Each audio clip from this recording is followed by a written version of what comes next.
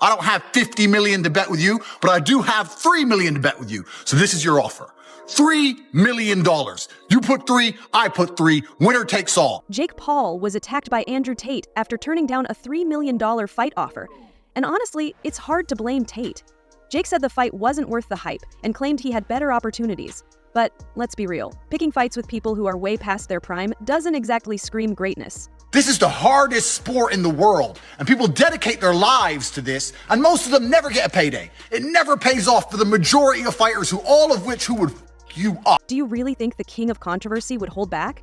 Tate called Jake out, saying he's all talk and no action, and even accused him of being too scared to risk losing. It's possible. Yeah. There's nothing's no, nothing's yes. We'll see. I'll escape this Matrix attack, and perhaps if he needs to be taught a lesson, I'll be the guy to teach him. Tate made it clear this isn't just about the money.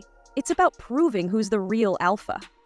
Right now, it seems like Jake is more focused on protecting his undefeated record than taking on a real challenge. If you want to fight and you want to send a contract, send one to me. I will take a few weeks break from living my retired life to kick the living Jake Paul and Andrew Tate, two walking controversies with boxing gloves, are caught up in drama that feels like it belongs on a reality show. Jake, known as the problem child, recently turned down a $3 million fight offer from Tate. Yes, he said no to $3 million. Jake claimed the fight wasn't big enough, saying there's no hype and that he has better opportunities. Sounds smart, right? Well, the internet isn't so sure, and things are heating up. When he fought somebody that was actually his age and was actually a boxer and was actually his size, he lost. I mean, it is what it is. I'm not trying to shit on the kid. Jake's critics aren't buying it. They think he's just making excuses. His career has been built on fighting older, retired stars. Big names, sure, but none in their prime. Tate, on the other hand, is younger, skilled, and unpredictable. He's the kind of fighter who would turn every press conference into a mental battle, and that's a level of chaos Jake hasn't faced before. Maybe that's why he's staying away. If you want to fight and you want to send a contract, send one to me. I will take a few weeks break from living my retired life to kick the living out of a goofy, entitled dickhead like you. Tate's fiery response has only made things more intense. He made it clear this wasn't just about boxing or money. It's about proving who's the real man. Tate said if Jake wants to send a contract, he's ready to step away from his retired life to teach him a lesson. His bold claim has fired up his fans who see him as someone willing to back up his words with action. Tate's disappointment was obvious, and he used Jake's refusal as a chance to call him out, suggesting it's not about a lack of interest, but a fear of losing.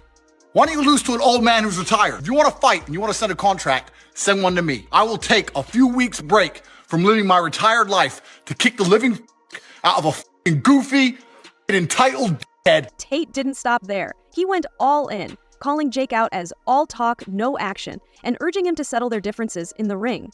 He even offered to teach Jake a lesson, framing the fight as more than just about money. It's about pride and reputation. Tate likened it to a gladiator duel where only one man leaves with dignity. Social media has exploded with fans divided. Some defend Jake, saying he's being smart about his career, while others side with Tate, accusing Jake of avoiding a real challenge.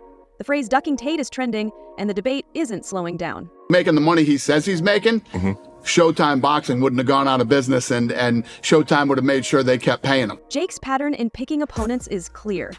He chooses fighters who boost his reputation without being a real threat. Joe Rogan even called out Jake for rejecting Andrew Tate's fight offer, saying Tate is younger, unpredictable, and exactly the kind of test Jake needs to earn real respect.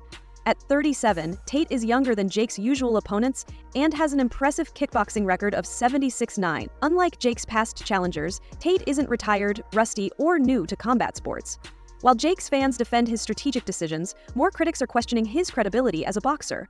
Social media is buzzing with debates, and terms like Jake Circus and ducking Tate are trending everywhere. But long story short, Andrew Tate has been blowing up on social media, partially because of his often chilling views on women or money or even Star Wars. Andrew Tate has been spinning this drama into part of his larger Top G narrative, portraying himself as the ultimate symbol of masculinity and defiance against societal norms. In a fiery social media post, he called Jake Paul a puppet of the Matrix, someone who talks big but avoids real challenges. But here's the twist. Critics argue that by making such a big deal out of Jake's rejection, Tate might actually be helping Jake by fueling his hype. Jake thrives on controversy. It's what keeps his brand alive. By walking away from the fight, Jake has shifted the spotlight onto himself, making the headlines about his choice, not Tate's kickboxing skills. If these two ever faced off in the ring, it wouldn't just be about boxing, it would be a battle of egos, reputations, and internet bravado. I'm one of the lucky ones. I made a little bit of money. I don't have 50 million to bet with you, but I do have 3 million to bet with you. So this is your offer. $3 million. You put 3, I put 3. Winner takes all. I'm 5 years out the ring. I'm a kickboxer. Andrew Tate is a serious name in kickboxing, with 76 wins and only 9 losses, a record most fighters can only dream of. But kickboxing and boxing are different games. In boxing, there are no spinning kicks or knees, just fists. It's like asking a chef to bake a cake without eggs. Similar skills, but a different recipe. On the other hand, Jake Paul has spent years focused solely on boxing, training hard, sparring, and knocking out opponents, though most haven't been in their prime. If these two face off in the boxing ring, the big question is, does Tate's overall fight experience carry over, or does Jake's dedicated boxing training give him the edge? Talk about Jake Paul. Like, me and Jake Paul have had whatever. Right. You know, Jake Paul's a kid that's out doing his thing. He's trying to make some money, Right. whatever his deal is. If Jake Paul and Andrew Tate fought, it would definitely be a circus. But what would it mean for boxing? On one hand, it could give a boost to the celebrity boxing trend, bringing two big names and fan bases together, something traditional boxing rarely sees. The bigger question is what fans really want. For traditional boxing fans, it's about honor, legacy, and respect. They see Jake Paul as a joke turning boxing into a YouTube stunt. They want real competition. On the other hand, the entertainment fans don't care about titles or rankings. They want drama, trash talk, and knockout moments to share on social media.